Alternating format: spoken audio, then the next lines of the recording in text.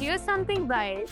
India is only responsible for about 7% of global emissions, but is the seventh most vulnerable country to climate change. So, how did we end up paying the price for a crisis that we didn't create? If India is footing most of its climate bill alone, can we even afford to fight this battle?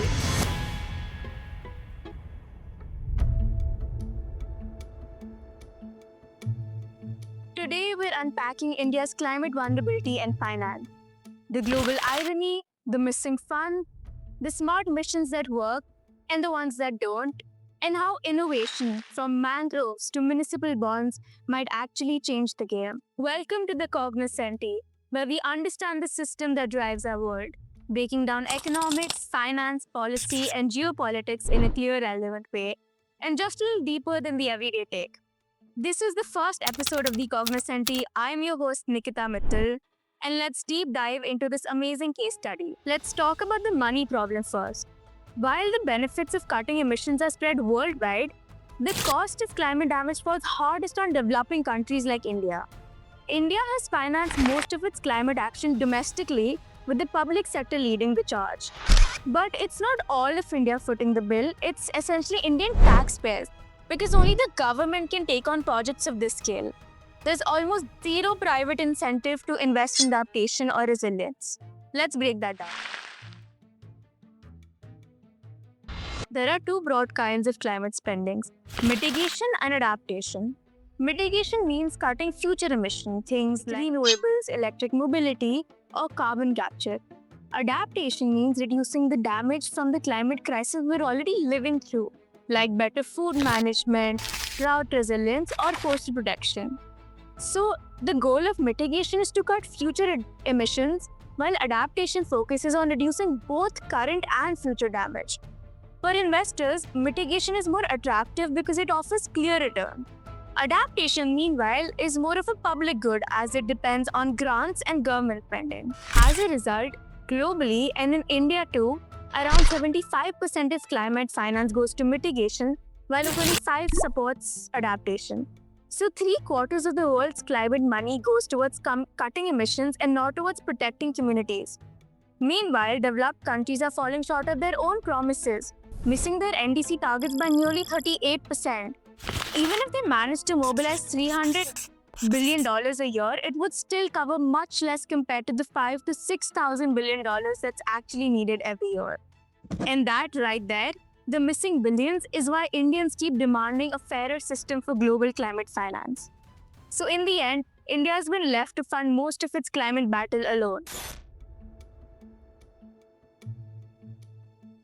To understand how it's doing that, we need to look at its flagship urban programs.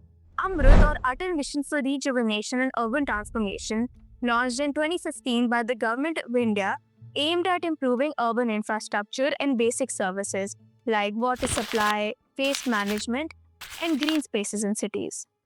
Under this scheme, each city prepares a service level improvement plan, and each state consolidates that into an annual action plan.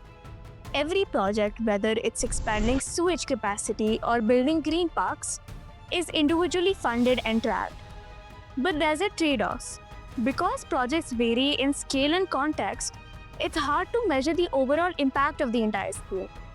The newer Amrut 2.0, running from 2021 to 2026, targets 100% water coverage and reuse of treated wastewater, with a large outlay from Ministry of Housing and Urban Affairs. Alongside Amrut, the Smart Cities mission, launched in 2015, targets 100 cities to integrate technology, sustainability, and better governance. It follows an area-based developmental model, retrofitting, redevelopment, and greenfield projects, plus pan-city digital initiatives. With an outlay of Rs 10 lakh crore, by 2024, the mission had completed over 80% of its 8,000 projects. Yet, despite this progress, there's a gap. The Ministry of Housing and Urban Affairs budget for 2024 to 2025 was just 0.28% of the GDP, while experts say India needs to invest 1.2% of the GDP annually in urban infrastructure by 2031. Currently, center and states together spend only 0.6%, barely half the target.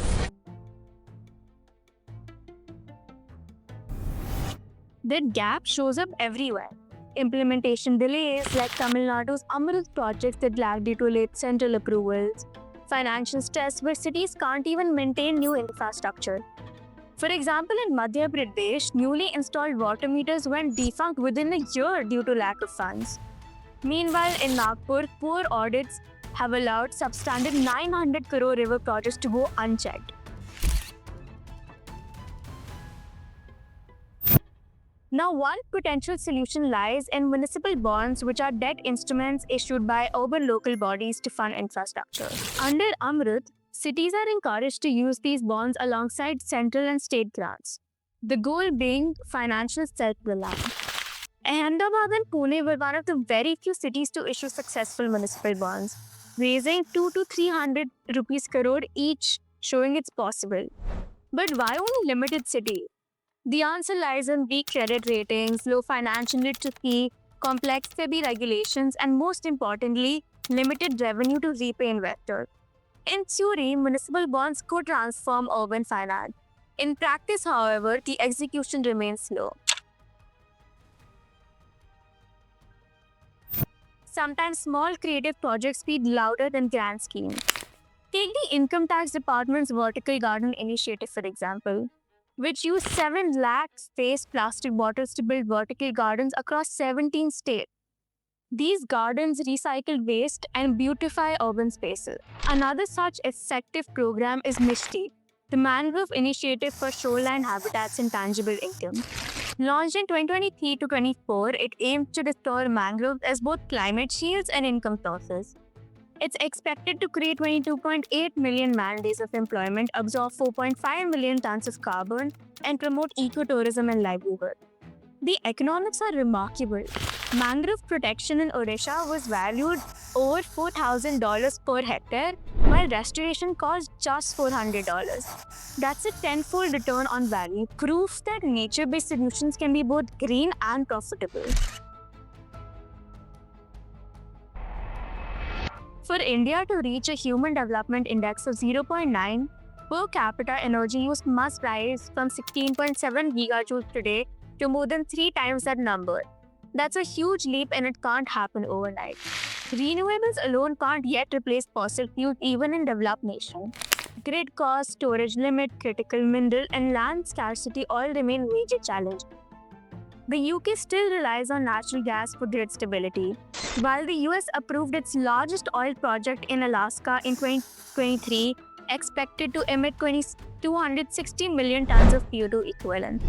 India, meanwhile, has 10% of global coal reserves but only 0.7% of natural gas, making coal its only reliable base fuel for now. The solution isn't to abandon coal overnight, but to use it smarter through supercritical and ultra-supercritical plants that cut emissions by up to 11%. Even the so-called clean technologies come with challenges. Nuclear power depends on fossil fuel-based chemicals like sulfuric acid, which may face severe shortages by 2040. Solar isn't spotless either. India's solar PV waste could go from 100 kilotons in 2023 to staggering 19,000 kilotons by 2050. And AI, the darling of the tech world, is far from energy neutral. In the US, data centers consumed 460 terawatt hours in 2022, projected to hit 1,000 terawatt hours by 2026, around 6% of total national electricity demand. Tech firms often claim net zero through renewable energy credits, but many of these credits are controversial, masking the continued use of fuel-based power. To bring accountability into sustainability, SEBI introduced the Business Responsibility and Sustainability Report, which is called the BRSR for India's top 1,000 listed firms, replacing the older BRR framework.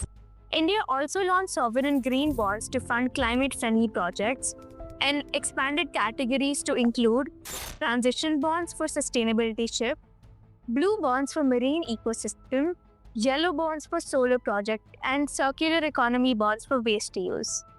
This isn't just policy, it is participation. It allows citizens and corporations alike to invest directly in India's climate future. To sum up, India's transition is not just about cutting emissions, it's about balancing development, resilience, and energy security.